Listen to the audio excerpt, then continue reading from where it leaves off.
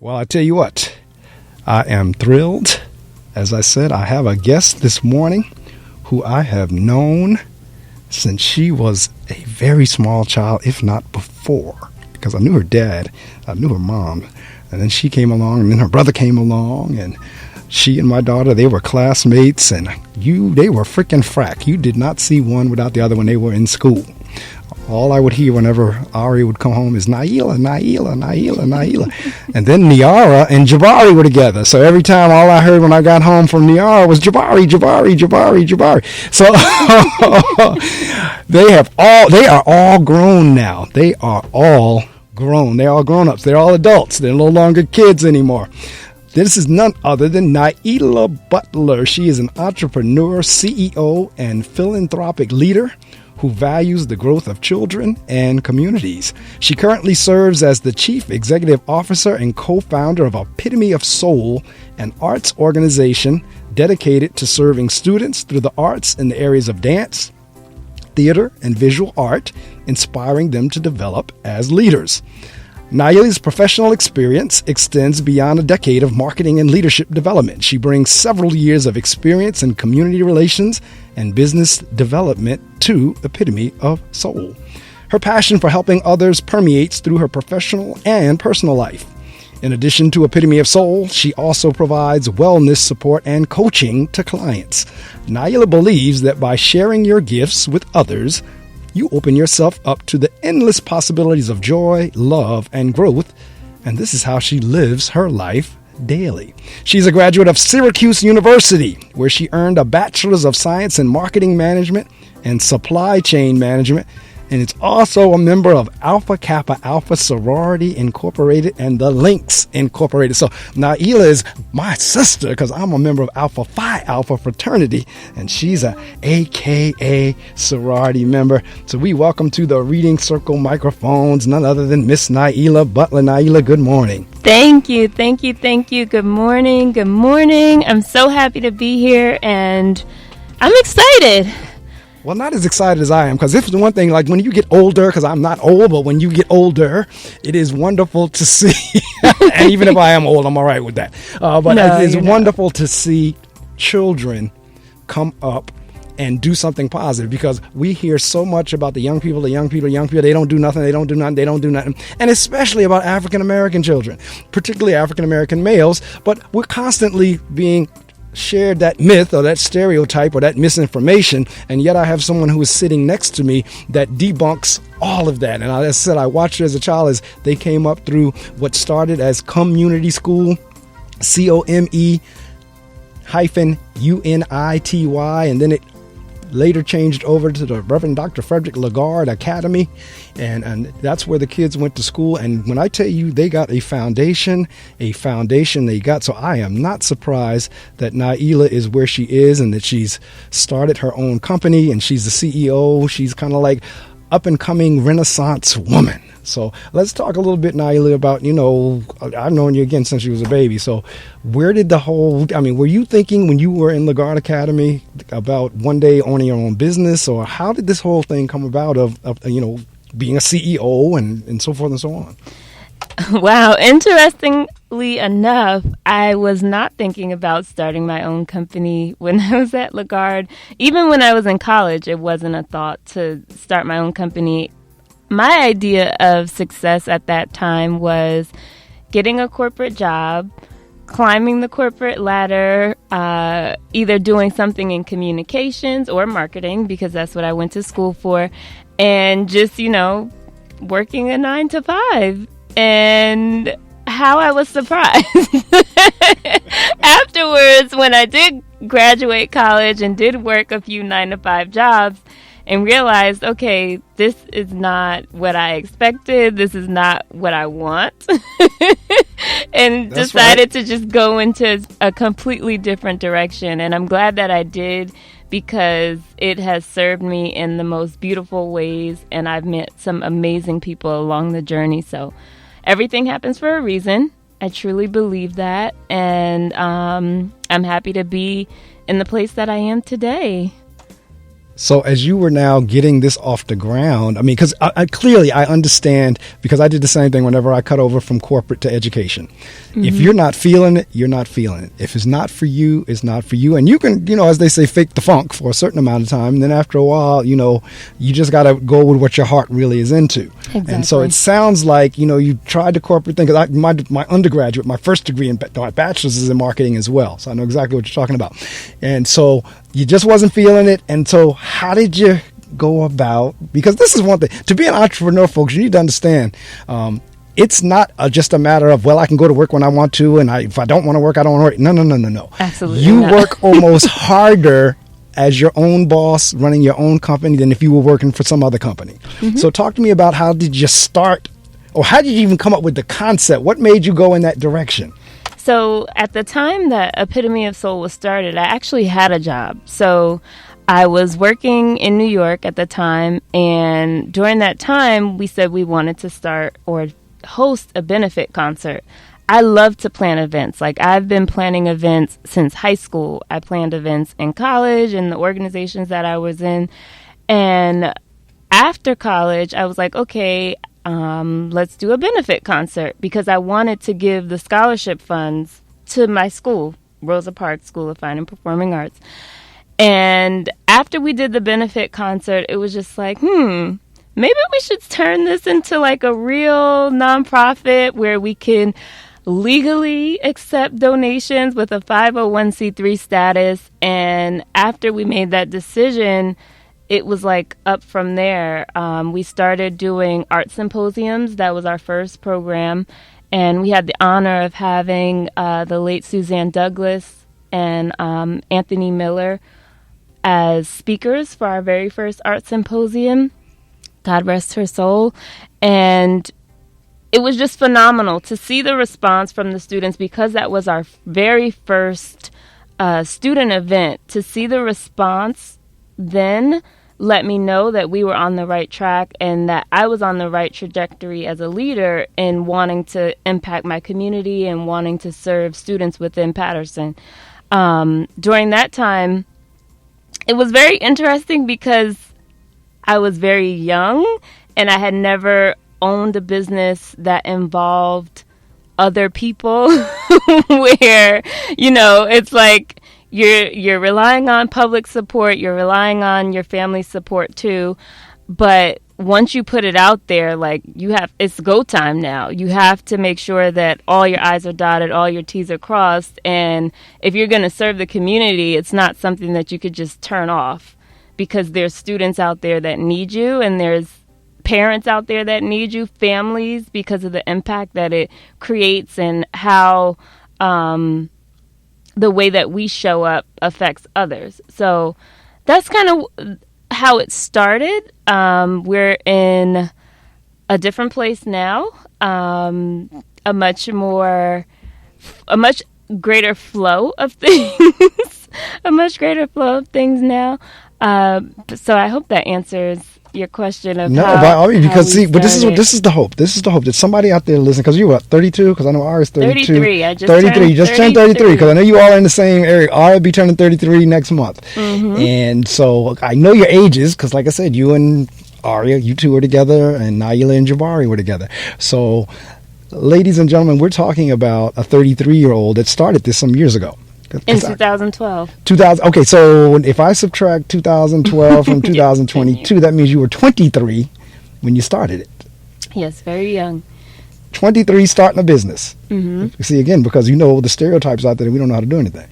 Right. And yet, now mind you, she went to Syracuse University. I remember whenever you went to Syracuse. Nailah went to Syracuse, and as you just heard her say, she came out, started in corporate, did do the 9 to 5, wanted to do her own thing. So how hard was it for you now to, get this thing going off the ground? I mean, because now no one's ever heard of Epitome of Soul. It didn't exist. You've put it into existence now, and now like you said, you got to get out there and you got to get the word out. Mm-hmm. What was that like for you? Yeah, I think it's because I'm a very optimistic person. So naturally, when I first started this, what most people consider hard might not be my hard. So like when I was starting, I was like, I still am passionate about it. And as we faced adversity, it was just like, well, we got to keep going. And I think one of the hardest parts in starting a nonprofit organization so young and not really having like the network of support, or like not being as established as a 23-year-old, is you have to build that network and you have to build that community. And thankfully, within the community that we serve, I lived there my entire life. So I knew a lot of people based on like people who knew me as I was a baby, like you, and my church, and like all different community organizations that I was a part of. So that definitely helped.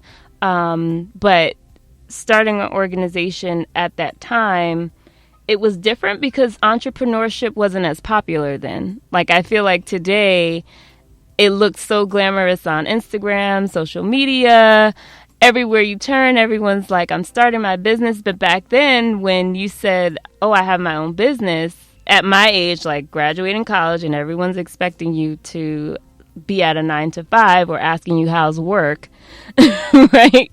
That's right. You exactly. Right. She's right. And you got that question at least 100 times a month during that time. So when you would respond, oh, I started my own business, the response wasn't as like accepting. But it's different today, and I'm glad it's different today because more people are entrepreneurs and successful at it.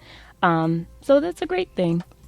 Do you now? Let's be clear. When we say nonprofit, you still need money to operate. Absolutely. Mm-hmm. So let's talk about what, because people automatically think nonprofit and they think, well, they're in business not to make money. They're just doing good. But no, the truth of the matter is they need money to function just like any other organization. Now we understand like it's nonprofit, but you do need funding to keep the programs going.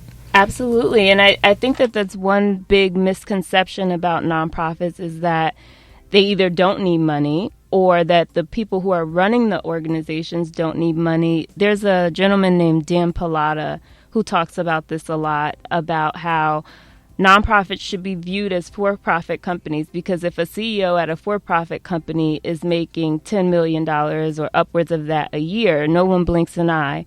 But if a CEO at a nonprofit organization is making that a year, it's like, well, what's their overhead? Where are the funds going? I want to donate to the programs. And it's like, these are the people that are organizing the programs. These are the people that are strategically planning to make sure that the impact is there. So, I think that with looking at corporations and nonprofits, or for-profits and nonprofits, with the same lens, I think that we could achieve a lot more. I know that's right. That's why I wanted to make that distinguishing point. That's why I wanted you to talk a little bit about that, because folks, at the end of the day, and I'm going to encourage you at the end whenever I give Nailah an opportunity to promote, is to donate to the organization. I donate to the organization every now and again. I'll drop a few dollars every now and again just out of the blue. I feel like supporting this organization today, so I'll go online and I'll drop a few dollars in there. Matter of fact, might even do it today. Might even, since you've been on the show, I might even drop some in there today. Thank you so much. We're going to encourage you to do this. She'll let you know all the information, and we're not going to tell you how much, because we don't talk dollar amounts, but every dollar helps and would be appreciated. And this is a young entrepreneur. So as you're going to these different, you just talked about a person, I forget the name, you just said Ron something or Dan, I'm sorry. Mm-hmm. So as you go to these various meetings, and now you step in there as a 33-year-old African American woman CEO, mm-hmm. what are the looks, or what are the reactions? I've gotten some pretty positive feedback and some pretty positive responses when I enter rooms. I think, and that happens because of my intention. Like, I always go in with the intention to serve and the intention to make whatever I contribute to the conversation be beneficial to all. So, like, to give you an example, I've spoken at the Robert Wood Johnson Foundation to other nonprofits about the arts and how another program that we're affiliated with, Catch a Fire, has helped our organization. And it's all, I'll say for the most part, it's been positive. Like, I haven't really received any backlash because of how I look, who I am, and I'm just being honest. No, and you know what? That's a good news story. And it's funny you got ready to say blacklash. I was going to say, that's a Freudian slip, but she's going to say blacklash. I know, yeah, we have blacklash, But in any event, she's saying she haven't received that, so that's a good thing. That's a good news story, because a lot of times not only will you you won't receive it by race, you'll receive it because of gender. Mm-hmm. So that's why I'm asking the question now. You coming in, hey, I'm 33 years old, African American female, you're going to have to deal with me. And Exactly. So that's a good thing if you haven't received anything negative. I'm glad to hear that, because it has not always been that way. And, if some folks have their way, they're trying to roll clocks back, and folks like you going to make sure that they don't. So talk to me a little bit. It's in the art. So what is the actual program? Where did you come up with the name Epitome of Soul, and what actually is it?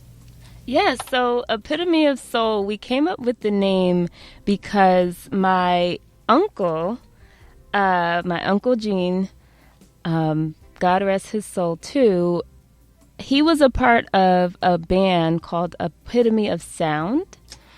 Yes, and during the time we were thinking of the name, we were like, what would be a really creative name that would encompass the work that we're doing, how we want to create an environment for students to become their full whole selves. And somehow that song came up, I think during that time, and the song came out years ago, before I was even born, and it did really well in Europe. And it came up in conversation, and we were talking about Epitome of Sound. And then we were like, wait a minute, what about Epitome of Soul? So it kind of just stuck, and it's been a conversation starter at all the conferences that I go to, and every time I'm meeting different people and we have on our name badges and mine says Epitome of Soul, people are like, oh, what is Epitome of Soul? One day, someone asked a really intriguing question. They asked me, what does the epitome of the soul mean to you? And I was like, oh, wow, we're getting deep. Just starting the conference and we're getting deep. Okay.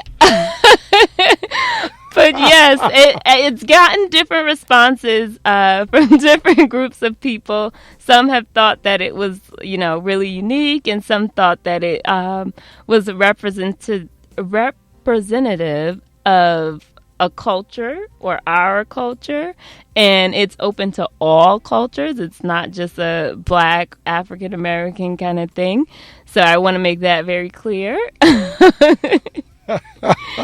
Well, a soul is a soul is a soul. It doesn't matter what color you are. No color. So when you say soul, it doesn't necessarily have, as you say, have to be African American or Black. If you do not know who you're listening to, I hope you've been with me since 6, but certainly, if you haven't been with me since 6, certainly since 7, because my guest this morning is Naila Butler, a 33-year-old African American woman, entrepreneur, CEO. And she has her business Epitome of Soul, and that's what we're talking about this morning. And as I said, when we get to the end of the interview around the 8 o'clock time frame, I'm going to allow Nailah to promote and let you know how you can support that organization. Because as we were just saying, even though it has the title nonprofit, at the end of the day, it takes money to run a nonprofit. And so I'll let her talk a little bit about that a little bit later. So let's get into what the actual program does. I know you do after school work. I know you work with students. So let's let the listening audience know what the program actually does. Sure. So since the pandemic, we transitioned to virtual programming. We offer dance, theater, and visual art classes for students 7 through 14. So we host classes online. The students get to take them from the comfort of their homes. The classes are an hour long. We bring in industry-leading authority teachers to teach our classes, because one of the things that's really important to us is that students are learning from people who have either had professional industry experience, or they're learning from instructors who are passionate about teaching the art. We want to make sure that they're invigorated when they come to class, and that's what we've seen. We've seen students not want to get off Zoom. The teachers have to say, okay, guys, time to go now. We're going to end the class. And they're like, but wait, Miss So-and-so, one more question. Wait, Miss Cassandra. Hold on, Miss Gabby. So, it's seeing it go from the transition of in-person to virtual. It may have seemed like a challenge to some, like, people ask me all the time, like, did you ever stop, or did you, like, wonder how you were going to do the classes since it's arts? Like, every time we tell people we teach the classes online, they're like, how do you do the arts virtually or online? And it came pretty easy to us as far as the transition. Right now, we're looking to serve and impact more students. So anybody listening, if you have children, definitely check out our website and look into our fall programming. We'll be starting in September or the very end of August. More information will be coming out about that as well. So please stay tuned and jump on our email list. So there, you brought up a very good point in terms of, because there were some, believe it or not, there were some good things that came out of COVID, and us being able to navigate virtually is one of them. And so where you might have been limited to local students, now that you're virtual, and this is my question, since you just put that out there, and this show can be heard around the world. So can anybody now from wherever they are in the country, if they had a child that wanted to participate with Epitome of Soul, since you're doing it virtually, would they be able to do that? Yes. Anyone. Yes. Anyone. And anywhere. Anywhere. As long as you are available during the after school hours, yes, you can. We even have a we have a few students that lived in North Carolina, Delaware, Maryland. So that was the blessing for us in the pandemic. We were able to expand our reach. We weren't just limited to Passaic County, New Jersey anymore. Correct. No, that, like I said, there was, like, I hated COVID like you would not believe, this whole pandemic, because there were so many people that suffered losses, myself included, that, family members and other areas, relationships, so forth and so on, because of the pandemic. And so, but as we were just saying, there was some good things that came out of the pandemic. And like you said, expanding reach in terms of, now, not only do I get kids in my local area, I can get kids from around the country or around the world, from that matter, because we're teaching the class online. Now, listening audience, you all know I could probably tell you just about every week that my real day job is being a principal of a school. And so, and I love my weekend job of doing this here on the radio, but my real day job is being a principal of a school. And one of the reasons why a program like Nailah's is so important is because at many of the school districts, the arts were cut out of the budget. Music was taken out, dance was taken out, technology was taken out. A lot of the art, drawing art, and when I say art, I mean like art, or you get one or the other. Like in my case, I can get the art teacher, but I couldn't get the music teacher. In other schools, they can get the music teacher, but they couldn't get the art teacher. So when you can supplement, because like she said, the kids still need that outlet, even though they're cut out of school budgets, even though they're taken out of school budgets, the music and the arts and technology and so forth and so on, the kids still enjoy it. And there is significant academic progress that is made with students who participate in the arts. Now, I started studying piano at 8 years old. Piano and music is a wonderful way to help understand math, because you have to be able to keep rhythm. You have to know what 4/4 time is, 6/4 time is, 3/4 time is.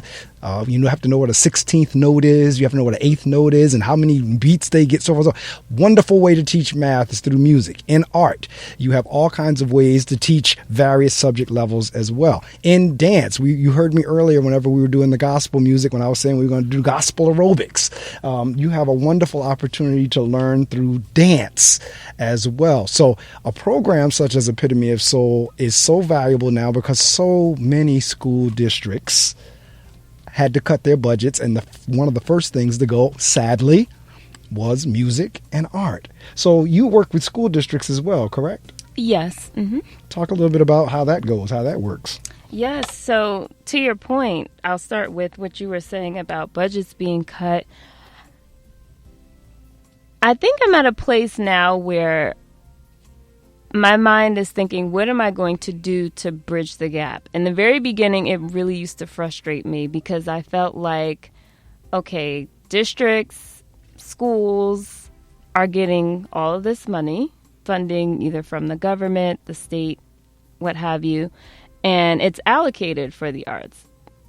And it's not going to the arts. And I can say these things out loud on the radio because I'm not working for anybody who's going to snatch She's absolutely right. She's anything absolutely away. right. So I can voice these opinions, and because it's the truth. And I want to make sure that the truth is out there. And like I said, I'm in a place now where I'm thinking, how can I bridge the gap? How can I ensure that Epitome of Soul shows up as an intermediary where we can help provide the arts funding or the arts programming where the schools and the districts are lacking? So what was the second part of your question? No, that pretty much was it. That's the whole thing in terms of, what type of work do you do with the districts? Yes. So previously, before the pandemic, we were partnering with schools where they would bring us in. We would conduct the after-school program there at the school.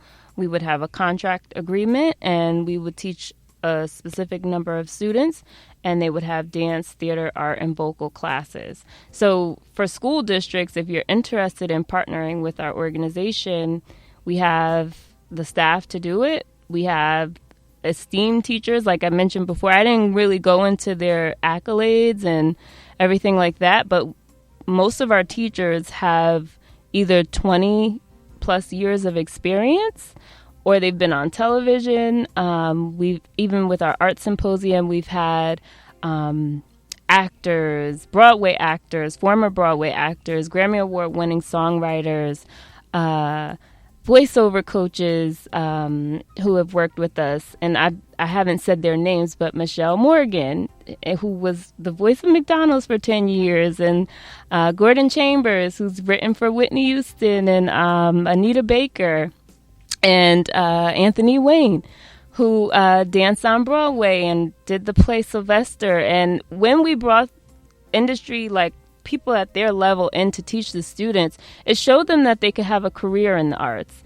I think that people think that if you're not a strong dancer, or a strong singer, or very good at art, that you can't do art, and you can. Like, they saw that they could have a career in it, and they also saw that it helped them with their confidence. A lot of our students who start the program, some of them who have been with us since kindergarten, who are now in like the 4th and 5th grade, completely different children. So I think that once we change the lens of how we view the arts, then the school districts and the corporations and other programs who are quick to cut the arts budget will view it differently, because social emotional learning is so important.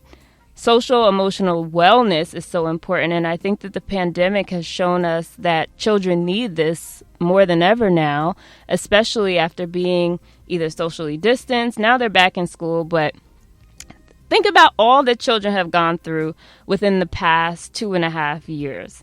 Having to leave school, stay at home, not around their friends, then going back, having to wear a mask, not wearing a mask, putting the mask back on.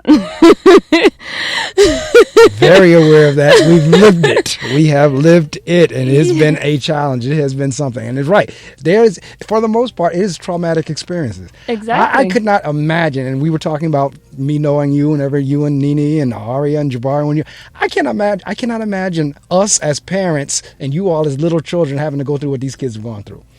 I'm so grateful and thankful that this did not happen. I mean, I wish it wouldn't have happened at all, but I am so grateful and thankful that we didn't have any small children during this time, because just everything with being home, having to figure out childcare, having parents trying to go to work, and so forth and so on. Yeah, it's been traumatic. You're absolutely right. And that was a very good point. Think about what the children have gone through. So when you come to now an after-school program or a program with the arts where the kids can actually get some relief. They're doing something that they love to do, something that is fun. In many instances, they may not even know it's something they love to do until they try it. They may not know they like dance until they get out there with a dance teacher. They may not know they love music until they get out there with a drummer or a piano teacher, or may not know they want to do voiceover. 'Cause I tell you right now, and I've said this before, if I could get paid, because I do this for me is volunteer service, because I just love being on the mic, being on the air. But I tell you what, if I could make the same salary in radio that I'm making as being a principal, as much as I love being a principal, I would cut over to being a full-time radio person.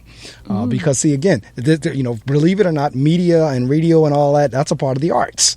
what we're doing right now is a part of the arts. And you never know when you'll get a student or a child that will say, you know what, I want to be behind the microphone one day on a radio or either on TV or whatever. All of that is a part of the arts. And kids don't really know what they want to be because they're not exposed to it. So Nailah is given an opportunity to be exposed to these people that she just named off, to be exposed to the various art forms, whether it's dance, whether it's public speaking, whether it's singing, whether it's whatever that they do there. So talk to me a little about, again, what challenges have you faced? Because now you've been in business now 10 years. Mm-hmm. What have been some of your most challenging times and what have been some of your most successful times? Okay, so I'll start with the challenges. Some of the most challenging parts for us have been creating the momentum that's necessary for this type of work. Because we're a nonprofit organization, we have to garner the support of the community, grants, earned income, all three of those things. And like I was saying before, when you're starting out without that, so we didn't have financial backing from another entity or something larger than us funneling money into us to start. So the financial part was a challenge. We're still wanting to garner more support, and we have our fundraising goals for the rest of this year. We have a hefty fundraising goal for the rest of this year. So if you're listening, I already told you. I tell you what, before the day is out, I will have donated again to Epitome. So, like I said, there are organizations that out of the blue, as the spirit hits, I will just donate to from time to time. And Epitome of Soul is one of those groups that it'll just hit me. You know what? I'm going to send them X amount of dollars. I won't get into dollar amount because we can't do it on the air, but I will send them X amount of dollars from time to time. I have other organizations I do the same thing. So I'm going to encourage you to do the same. I'm sitting here now, trying to think of that little ditty you all used to say every morning in school. I am somebody. I am God's child. I'm an achiever. I'm an overcomer. I am a winner. I can do all things through Christ who strengthens me. Now, they used to say that every morning. Single day. Every single morning before they went to class. That's what the entire school body said. I am somebody. I am God's child. I'm an overcomer. I am an achiever. I am a winner. I can do all things through Christ who strengthened me. Now, don't tell me about the power of words, because I've been telling folks all the time, words are powerful. You can speak into existence. You do not have to speak things as they are. You can speak things the way you want them to be. So as those kids were saying that when they were little, I'm talking 3, 4, 5 years old, all the way up through 8th grade. They said that every morning. I am somebody. I am God's child. I'm an overcomer.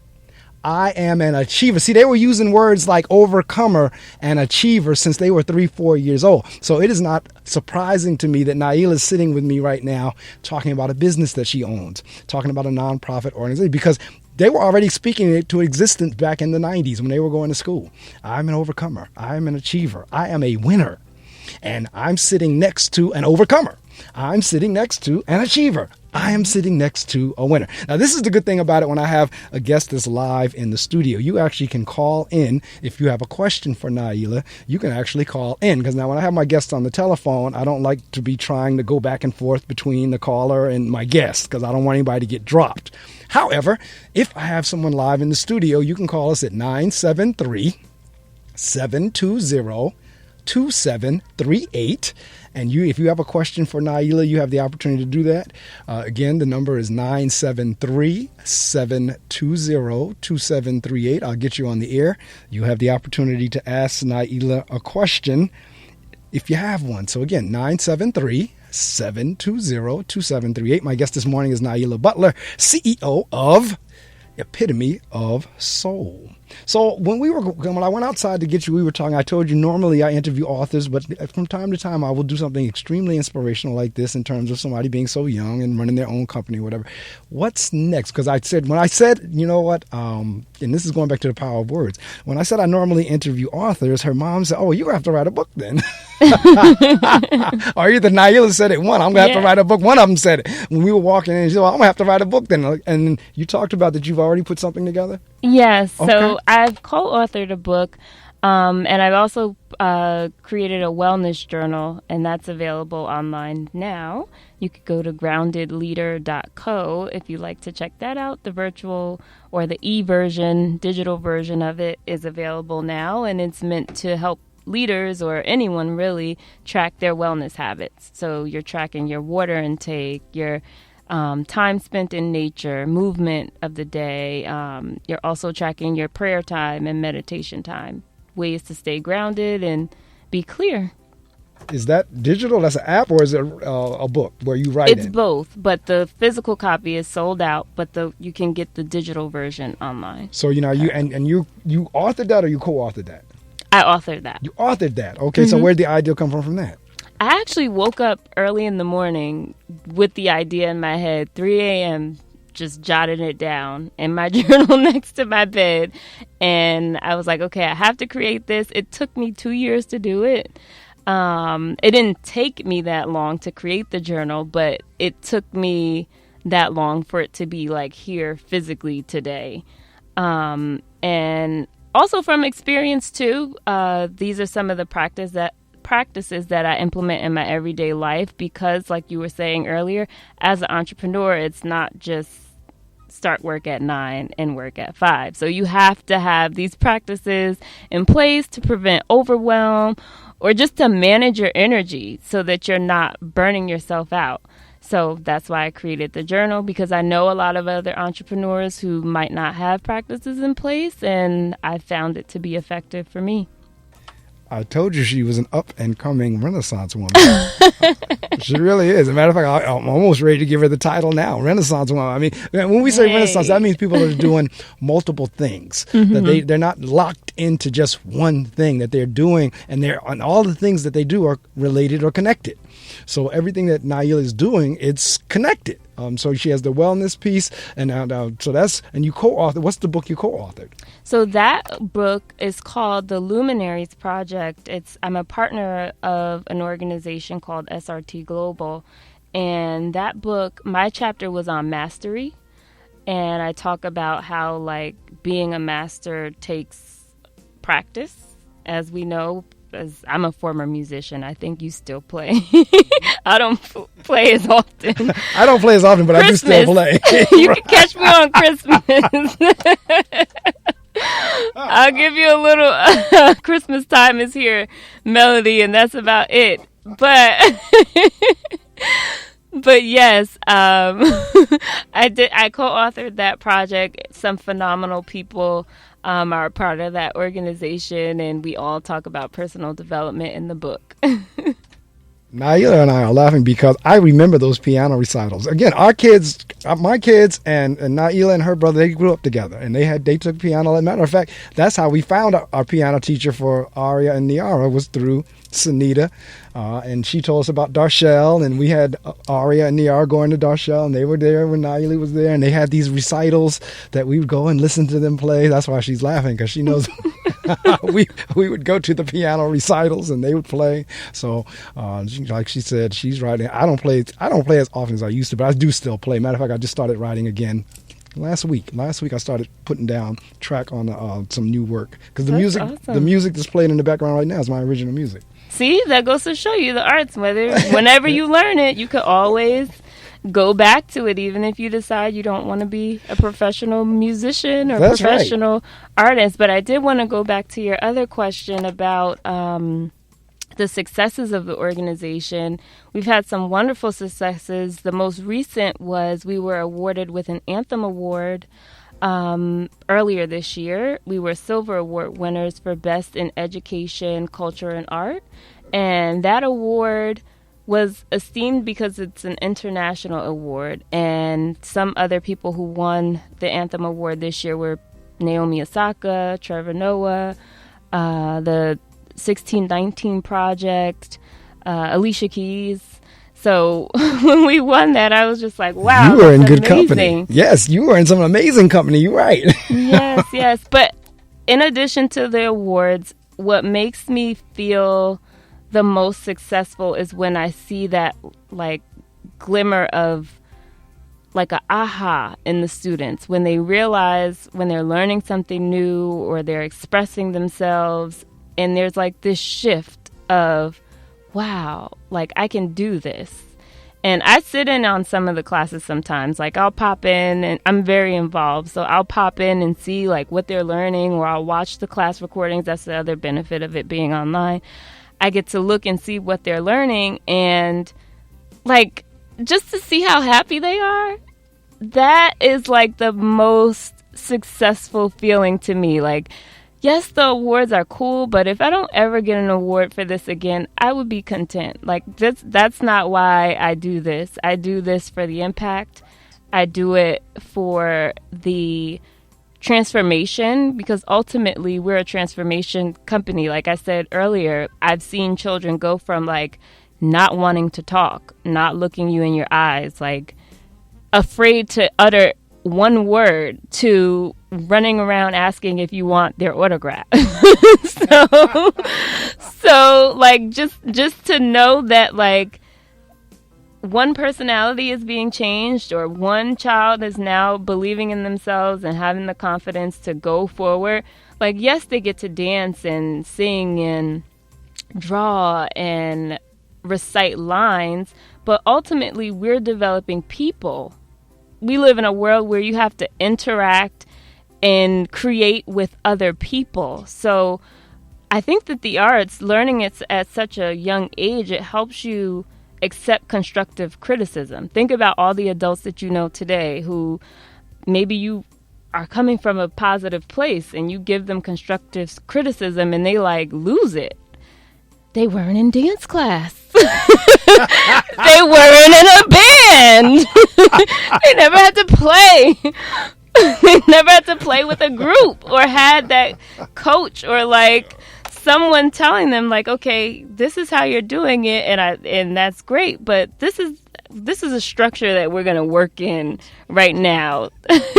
You know, so I think that like having both, like that balance between creativity and structure, like being able to create something on your own, but also having it guided in a way where you're not just like off the reins with it, and then being able to transfer that into adolescence and into adulthood is important. And I'm grateful that I had that experience personally, learning how to play piano from 7 all the way through high school and going to a performing arts high school, because I was surrounded by that. And I was surrounded by creators and people who were just like excited to do new things. And that's what the arts does. The arts makes children, people, even adults. Like, I go to arts classes now and I'm not a child. Like, I just do it as my creative outlet. It lets me express myself. It helps me come up with new ideas. It keeps me fresh and on my toes. So when we look at the arts in that way and realize all the benefits, people even use art for therapy. There's art therapy classes available at museums. There's one in Philly that I went to that was really good. And there's just so many benefits that I think aren't highlighted, especially in the communities that really, really need them. Like when you look out west, or you look at some states where like the arts is like a norm, like science class. Like I've spoken to people who went to school out west and they're like, oh yeah, I took dance after my science class, or I took dance on Tuesdays and Wednesdays. And then you come to the East Coast in certain areas and it's like, oh, one teacher teaching 300 students art. And it's like, is that fair? Or is that reasonable? And it's not. So yeah, that's I'm saying a lot. Well, you speaking the truth. As the kids can say, fact. Right. You know, 100 fact. She's speaking the truth. She is. Yeah. But there was an interesting point you brought up just now, too, which goes back to what we were talking about, that whole notion of self-esteem. Mm-hmm. Those little words that we were talking about a few minutes ago that those kids said every morning fed into their self-esteem. Every child does not have self-esteem. As a matter of fact, many of our children are coming to our schools or what have you, and they're being beat down at home. They're being told just the opposite. So when you do have the opportunity, they do have an opportunity to be in a program such as Nailah's, and they're being affirmed, whether they're doing the dance move right or not. They're still being coached. Like she said, we're going to get you there. You may not be doing it right now, but we're going to get you there. And so they're being coached and they're being affirmed and they're doing something that they're being seen. They're doing something that people are applauding. You have no idea how that builds self-esteem. And as she said, it carries over from being in your childhood into your adulthood. Because this is the thing, Nailah. Generally, what has happened in folks' childhood shapes who they are and what they are as adults. Absolutely. So if they've had traumatic childhoods, a lot of times they will have some really challenging adulthoods. Mm-hmm. And if they've had good childhoods like you all had, you will get what you're getting here. Because this is my next question that I'm leading up to in terms of what you're doing, because not without saying anything clearly, you, Aria, Niara, Jabari, y'all were blessed. Mm-hmm. We as your parents were blessed to have children like you. And what I'm getting out of you is the fact that you are now giving back. Mm-hmm. You're paying forward. Mm-hmm. Talk a little bit about how, does that shape what you do, the fact that you've had it good as a child and now you want other children to have it like that? Or does that drive you at all? It absolutely drives me. My mom, I'm blessed to have the mom that I have. And my dad, too. My dad passed away, as you know, when I was 7. And my mom made sure that I was involved in everything as a child. Like, I don't think that I would probably even have started Epitome of Soul had I not witnessed all of the other programs that I was involved in leading up to starting Epitome of Soul. And I think that having parents that, whether they have to work or they can't be fully present, having parents that care enough to put their children in a program that's going to stimulate them, that's going to help them grow and develop, that's going to help them pull out the fullest expression of themselves, I think that that's important. And it's never too late. I think that that's key to think about too. Like, whether it's a money thing or whether it's a time thing, think about the outcome that you're looking for. Like, today, I think that children aren't as involved in programs as they were when I was. When I was in school, goodness, it was like, what wasn't I in? I was in the reading. That's right. I was in the reading club, Bible study, like everything, Akateens. What else? I was in so many things at that time, and my mom was present too. Like, she had me involved in other things, but she wanted me to experience working with different people, learning different things. And I think it makes you more open to try new things when you're involved in different programs. So whether it's Epitome of Soul or anything else, if you currently don't have your children involved in anything and they're sitting at home playing Roblox or on Xbox for most of the day or iPads and screen time, definitely put them in something outside. Get them to move. Get them to express themselves, paint, put them in a pottery class, something, just to rest your eyes, You know what? It is. I tell all of you all the time, especially this generation coming through that I see now in the age group. I would not trade my time of coming through with the kids' time today for nobody's money. Because Nailah is absolutely right. Don't want to be involved in anything for the most part. And because the same way Nailah described herself when she was little and being everything, that's the way I was as a kid. I was in everything. In high school, I was in just about every club we had. I played baseball for a little while.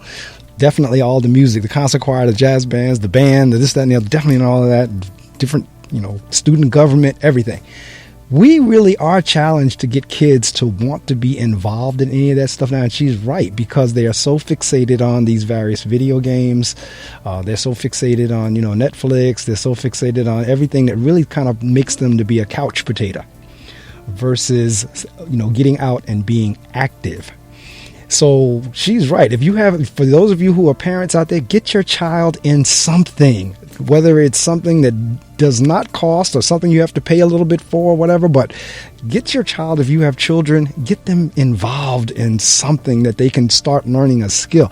The reason Nailah is a CEO today is because she was in all those things. Her mom and dad encouraged her and put her in some of these things she may not, because I know for a fact Nailah and I, some of these things we put them in, they ain't want to be in. No, you're going to be in it.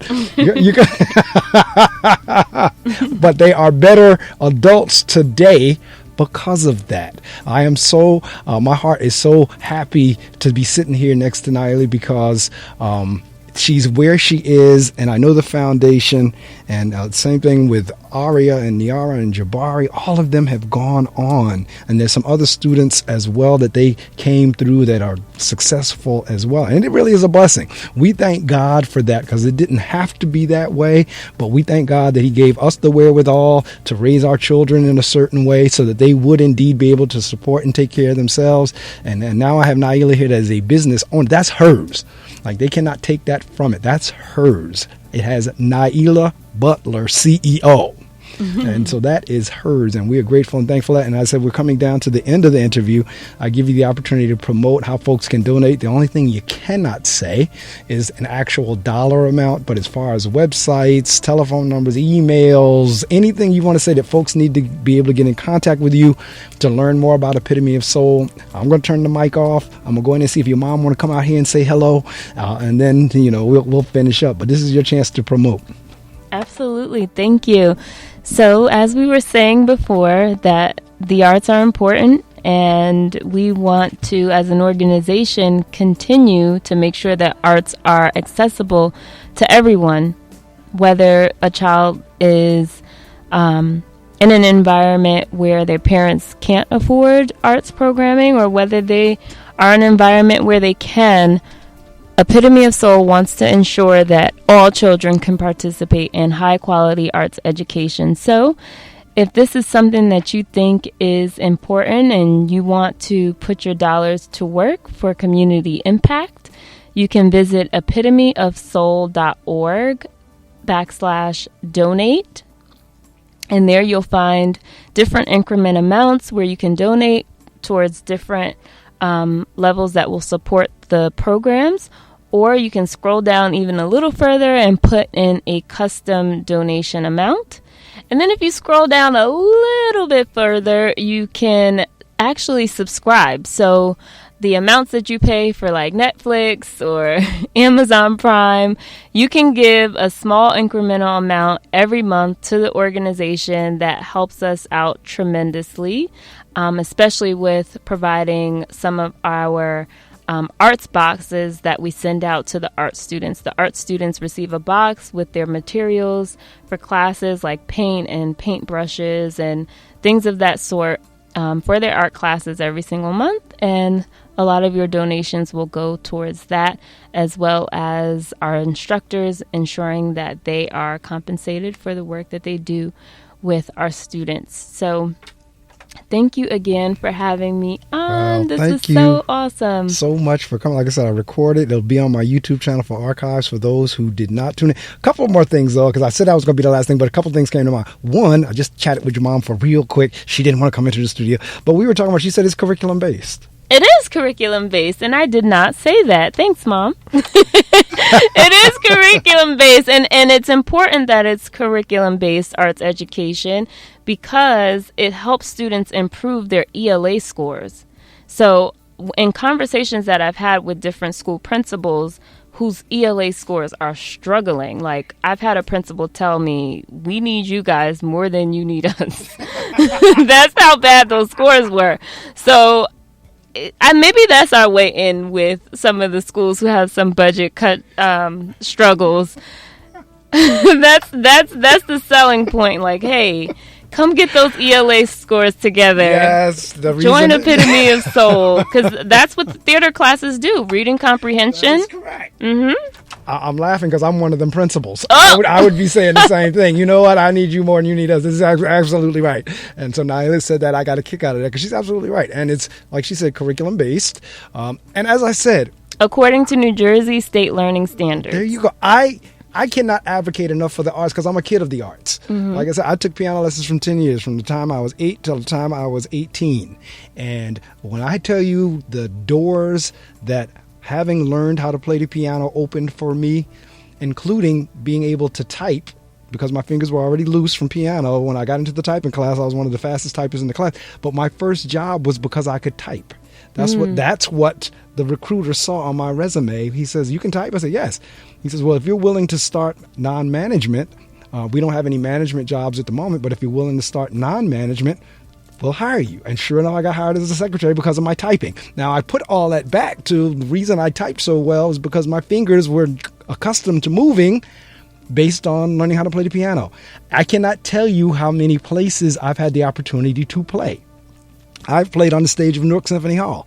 I've performed with various big-name artists. I've had the opportunity to perform with them, as well as whenever I was in the military, in the Air Force, the group that I was in at the time. We traveled around the state of Illinois, with our choir, with our Air Force choir. I just the list could go on and on and on. That is a result of being in the arts. That's my point. So when you get a child that you can get them in dance or in theater or in music or whatever, it really does have the opportunity to open doors. One last thing, you all usually do a benefit every year. You do you do something because every year your mom invites me to, and I'm somewhere else, I can't go or whatever. Yeah. What are you doing that this year, or is there something else coming? We have to bring it back. We haven't decided when we're going to bring it back yet. Since the pandemic, we haven't had our usual holiday gala, which is the last one was in 2019.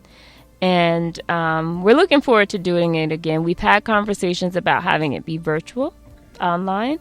So we'll most likely do that, but I'll share the information with you for the next one. All right. Yeah, like I said, that this whole thing, this interview came about this morning because a couple of weeks ago, Nailah's mom sent me a text about, it was on a Saturday morning. She sent me a text about something else that was going on. So I sent her a text back saying, I'm on the air, tune in. And she tuned in, and then I said, you know what, I could have her on the show. And sure enough, a couple of weeks later, we're making it happen. The website, again, is Epitome of Soul, all connected, no spaces. IPITOMEOFSOUL.org. It's not .com, it's .org. Epitomeofsoul.org. Go there. You can find out anything you want about the program, about Nailah, about donating. And see, I never ask people to do what I'm not willing to do. So before today is out, I will have made another donation to Epitome of Soul. So again, I'm not going to ask you to do what I'm not going to do, because before today, Saturday is out, probably within the next couple of hours or so, I will have made a donation to Epitome of Soul myself. I encourage you to do the same, because as we were talking about in terms of nonprofits need money too. They run like corporations. That's exactly right. So again, it is epitomeofsoul.org. EPITOMEOFSOUL.org. Epitomeofsoul.org. I am so proud of Nailah. I don't know what to do. And those words come right back to me. You. I am somebody. I am God's child. I am an overcomer. I am an achiever. I am a winner. I can do all things through Christ who strengthens me. See, not only the kids learned it, the parents learned it too. Because we would be standing in there when they were saying it, especially if they were running late. We got trapped in the doors because Reverend Lagarde didn't play. Nope, you're not leaving. No, you can't get out. What you call it? Wow, I remember that. No, I mean, this was a private school, but they did not play, and that's why these girls and kids are so good. They got a very strong foundation out of Lagarde Academy. Matter of fact, I try to pattern some of the stuff that I do at my school out of Lagarde Academy. Wow. It was that good. And unfortunately, it is not in existence at the moment, but there are a lot of kids who came through that school who are successful because the foundation was strong. They had that Becker curriculum. That's what they learned by. To this day, Nailah, I still have the New Jersey reports. Wow. I have both Niara and Aria's New Jersey reports to this day. And this New Jersey report was a book that they had to put together of everything about the state of New Jersey. It was literally like a magazine. You ought to. It was like a magazine. So again, I am so proud of you. I'm so grateful for coming up this morning and talking to me. Again, our listening audience, I'm going to let her go, but it's epitomeofsoul.org.